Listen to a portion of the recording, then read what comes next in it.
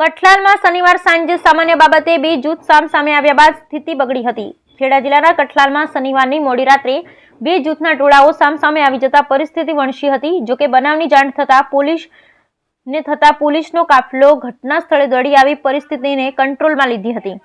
બનાવના બીજા દિવસે પણ સવારથી જ કઠલાલ શહેરમાં અજંપા ભરી શાંતિ જોવા મળી રહી છે। પોલીસે નક્કી કરેલ સેન્સિટિવ પોઈન્ટ પર વોચ ગોઠવી બંદોબસ્ત ખડક્યો છે।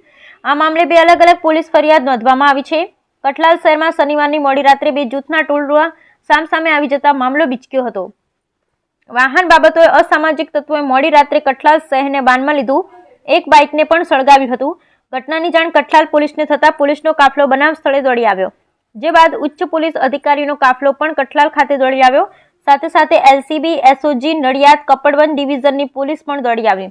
પોલીસે ટોળાઓને વિખેરી સ્થિતિને કાબૂમાં લીધી। બનાવના બીજા દિવસે પણ પોલીસે કઠલાલ બજાર વિસ્તારમાં કસાઈવાડા ચોકી, બસ સ્ટેન્ડ વગેરે જગ્યાએ પોલીસ બંદોબસ્ત ગોઠવવામાં આવ્યો છે।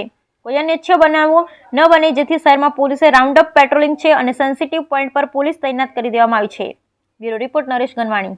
આજે સાંજે બનાવ એવો બનેલો કે જેમાં પીઠા ટોલબુક બાજુથી એક સતીશભાઈ ગોર કરીને જે છે એ અત્યારે કેસના ફરિયાદી છે, એ પોતાનું બાઇક લઈને આવતા હતા અને પાછળથી એક ફોર વ્હીલ વાળાએ પોતે એક્ટિવા ધીમું ચલાવે છે બાઇક પોતાનું, એ બાબતે નજીકમાં ગાડી લાવી અને ગાળ દીધી અને પછી આગળ જયારે બાઇક લઈને જતા હતા ત્યારે ખોખરવાડા પાટિયા જે ઓવરબ્રિજ છે ત્યાં ગાડી વાળા એક્ટિવા ઊભું રખાવી અને બીજા 5-7 જણા આવી અને જે બાઇક વાળા ફરિયાદી છે હાલના કેસના એની જોડે લાપટ ઝાપટ કરી અને એની ફરિયાદ અત્યારે કાર્યવાહી ચાલુ છે।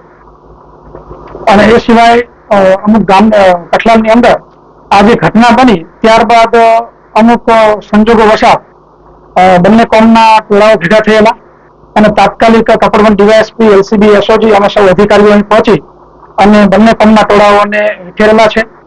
એમાંથી હાઈવે ઉપર એક બાઇક જે છે હજી સુધી બાઇક ઓળખાયું નથી, પરંતુ ટોળામાંથી અમુક અસામાજિક તત્વોએ એ બાઇકને સળગાવી દીધેલું અને તાત્કાલિક પોલીસે જે ટોળા વિખેરેલા અને હાલમાં બિલકુલ શાંતિ છે અને બાઇક જેનું સળગ્યું છે એ વ્યક્તિની તપાસ ચાલુ છે, કોણ છે એ અને ભોગ બનનારની જે કંઈ ફરિયાદ હશે એ ફરિયાદ લેવામાં આવશે। અને જે વ્યક્તિ મૂળ જે ઘટનાની શરૂઆત થઈ સાંજે કે બાઇકની આગળ કાર ચાલકે ઓવરટેક કરવાની જે બાબત હતી એ બાબતની ફરિયાદ અત્યારે દાખલ થઈ રહી છે।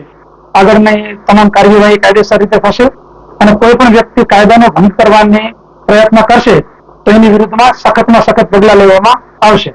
આ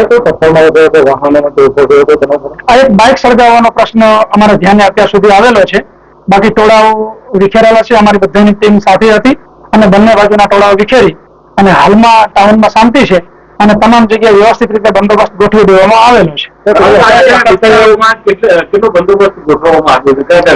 અત્યારે કપડવંજ ડિવિઝનના અલગ અલગ પોલીસ સ્ટેશનની પોલીસ છે, એલસીબી, એસઓજી છે, નડિયાદ ડિવિઝનની પોલીસ છે, હેડક્વાર્ટર છે અને ડીવાયએસપી 3 છે અને અમારી તમામ બ્રાન્ચીસના અધિકારી છે।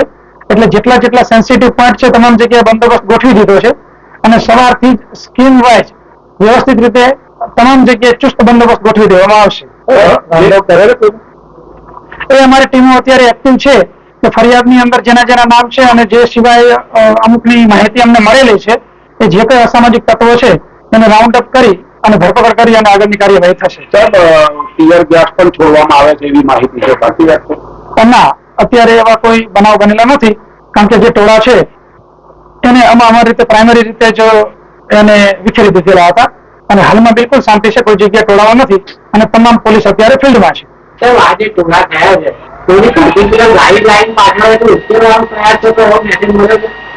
એવો હાલ કોઈ મેસેજ નથી, પરંતુ એની ચોક્કસપણે તપાસ કરવામાં આવશે કે જો કોઈ વ્યક્તિ પોતાનું કોઈ કૃત્ય પાર પાડવા માટે કોઈ રીતે કાર્ય કરતો હશે તો ચોક્કસપણે ઘટનાના મૂળ સુધી જવામાં આવશે।